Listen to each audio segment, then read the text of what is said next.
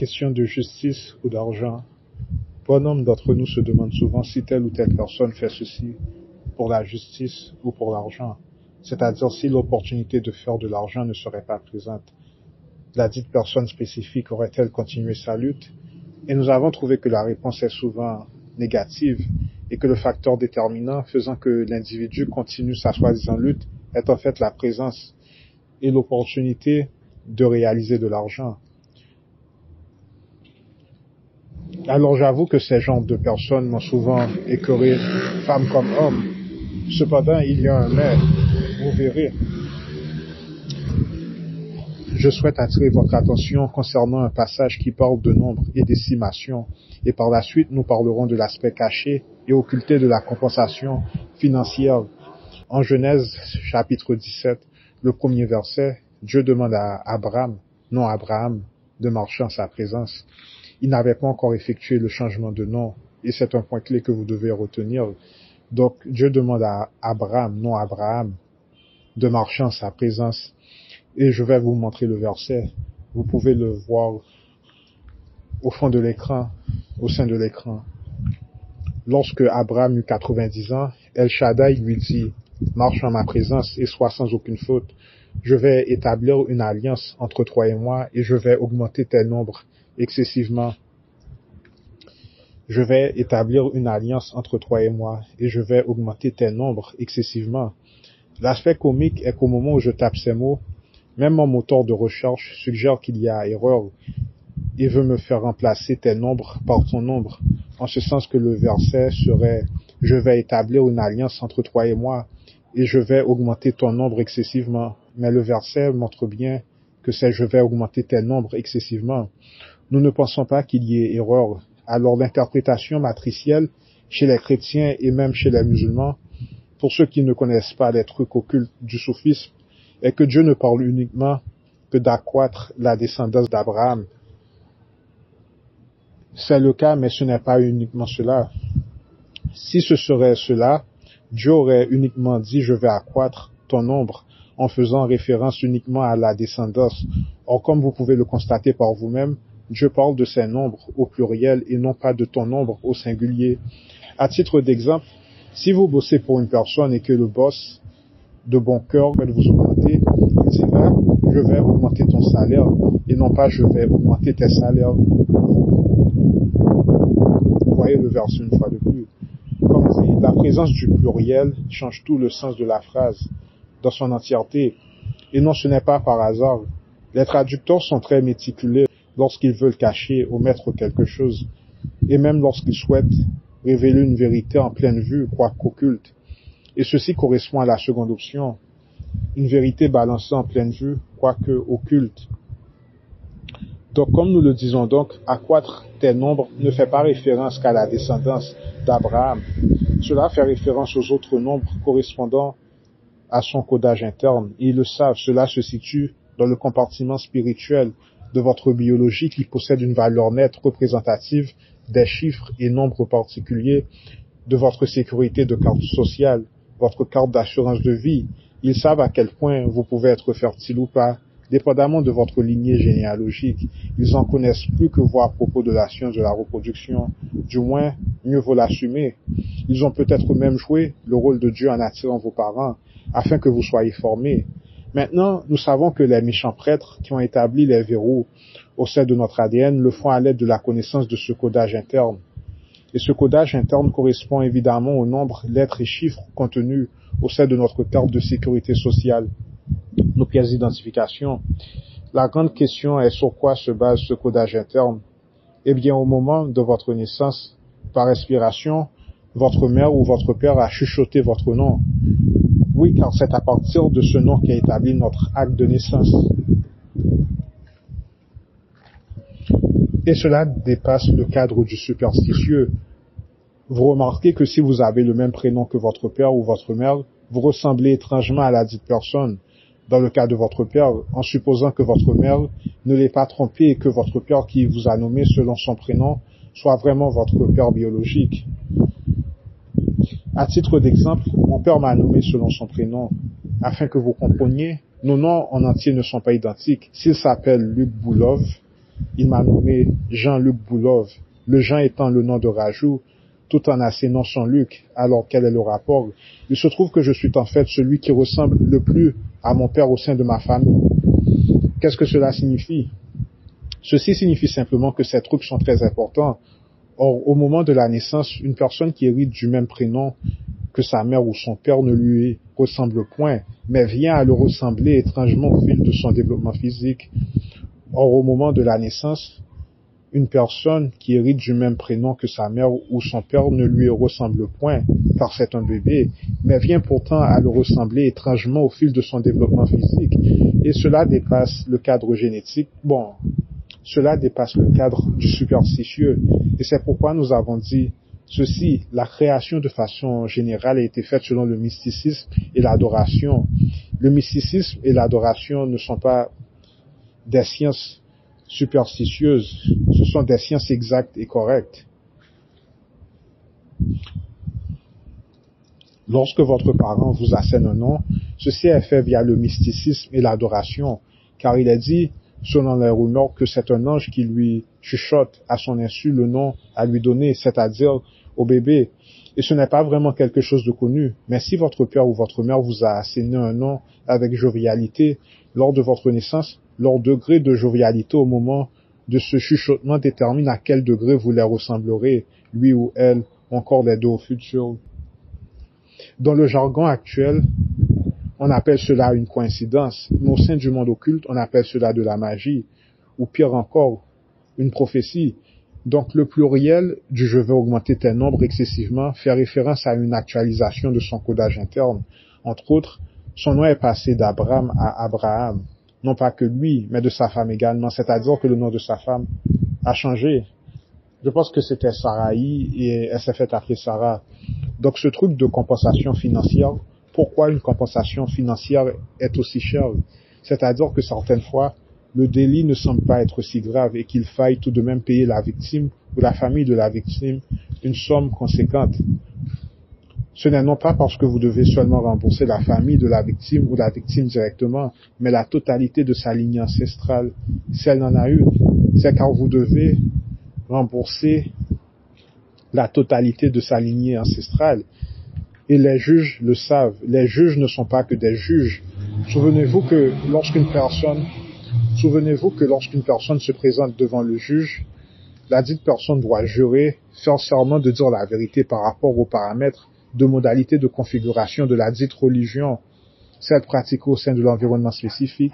Si c'est donc le vaudou, la Bible ou le Coran, eh bien la personne jure selon la Bible, selon le Coran ou selon le livre de vaudou spécifique de chaque groupe ou tribu.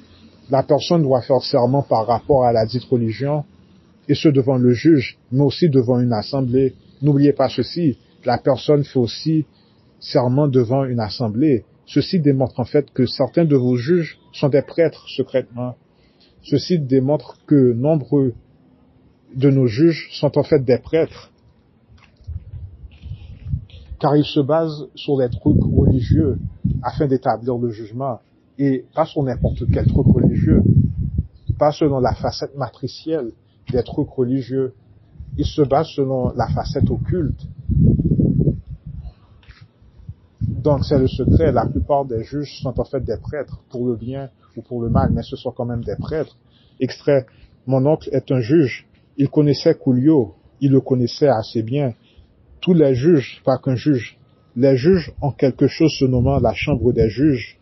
En étudiant la chambre des juges, vous êtes introduit et initié à ce qui se nomme la clé de la cité. De nombreuses villes ont des points d'accès menant à des passages du monde souterrain.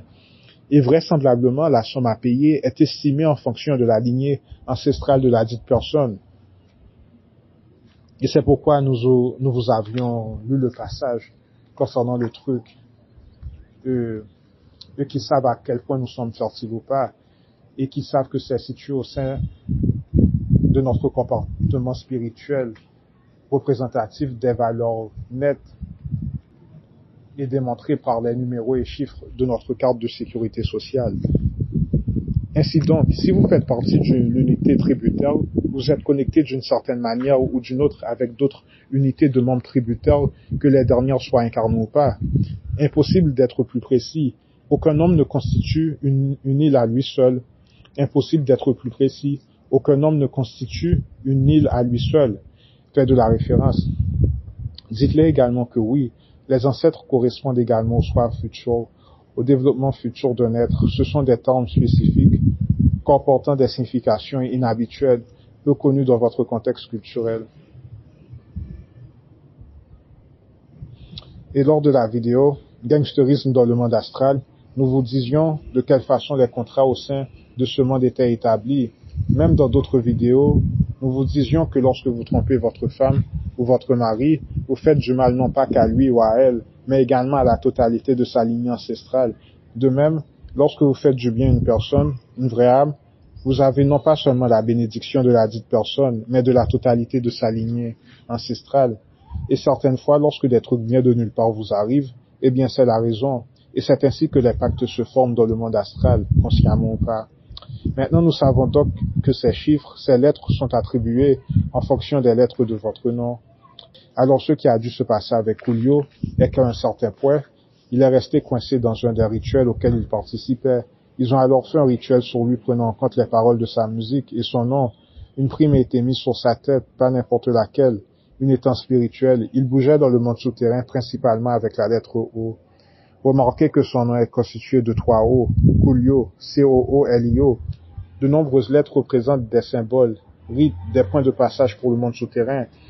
Alors dans une telle situation se trouvait le chanteur. Je me suis souvent demandé lorsque ces noms surviennent et interviennent. C'est si étrange. Ces noms sont représentatifs et font référence à la fréquence vibrationnelle, au moment tel qu'exprimé par la fréquence numérique de la combinaison des voyelles et consonnes. Ces noms sont représentatifs et font référence à la fréquence vibrationnelle, au moment tel qu'exprimé par la fréquence numérique de la combinaison des voyelles et consonnes. Donc, ce qui détermine la fréquence numérique de la combinaison des voyelles et des consonnes est donc la fréquence vibrationnelle atmosphérique par rapport à l'entité qui se trouve au sein de cet environnement. Quelle est la fréquence numérique d'un voyelle d'une part et d'autre part d'une consonne? C'est une science très peu comprise au sein de votre civilisation, bien qu'elle le fût assez bien autrefois. Les mots ont des significations beaucoup plus profondes que vous vous en doutez, telle la numérologie. Similairement, mais celle-ci est un reflet piètre, vague et pâle de la science ancienne. Telle la numérologie, similairement, mais celle-ci est un reflet piètre, vague et pâle de la science ancienne. Alors voilà comment sont attribués le lettrage, les chiffres et numéros de sécurité sociale. La plupart des gens pensent que cela est fait aléatoirement par un ordinateur en fonction de tel nombre déjà établi au sein d'un groupe de gens vivant dans un environnement similaire. Mais ceci a été établi selon la fréquence vibrationnelle au moment tel qu'exprimée par la fréquence numérique de la combinaison des voyelles et des consonnes, des voyelles et des consonnes.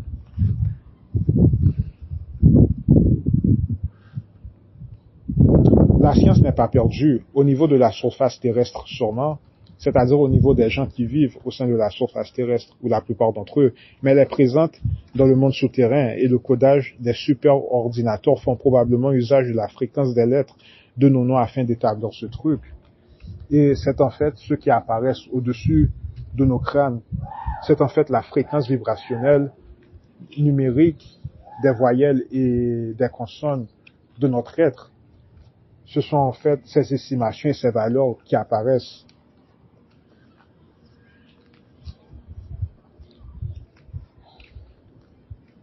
L'autre chose qu'il faut savoir est que vous savez que chaque lettre possède un chiffre et vice versa, mais chaque heure aussi, chaque heure de la journée probablement possède un chiffre, une lettre. Car souvenez-vous que chaque jour de la semaine sont en fait assignés à une planète. Souvenez-vous que chaque jour de la semaine sont assignés à une planète, selon le point de vue spécifique terrestre. Donc le temps est aussi à prendre en compte, et cela devient de plus en plus compliqué.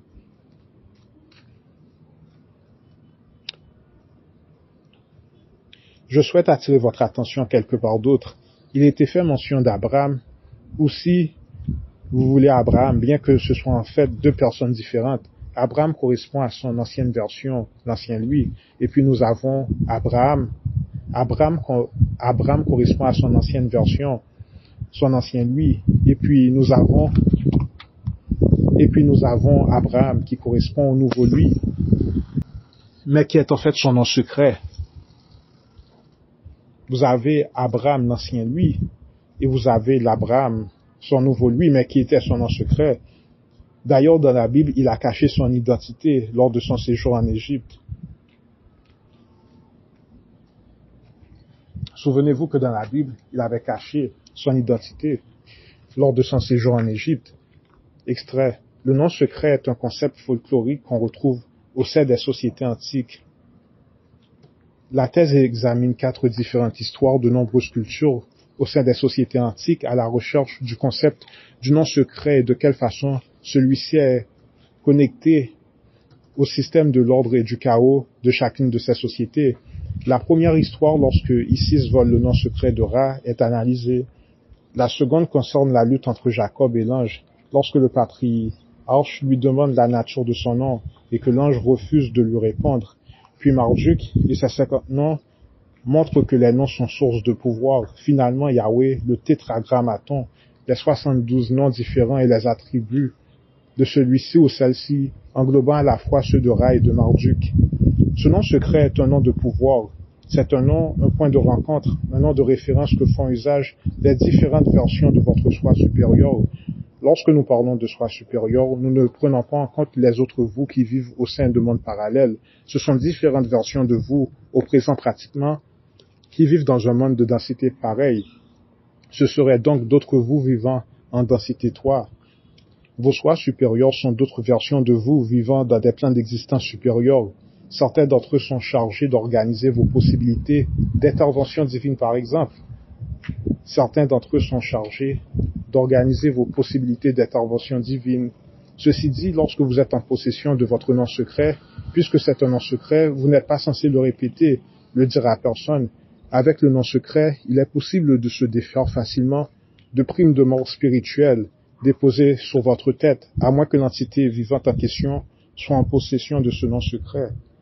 Donc vous avez un nom secret, et ce nom secret correspond vraiment au nouveau vous, car le nom actuel que vous avez, que nous avons, nous attache aux lettres et chiffres de nos cartes de sécurité sociale, d'assurance de vie, maladie, et ces lettres correspondent en fait à l'ancien nous.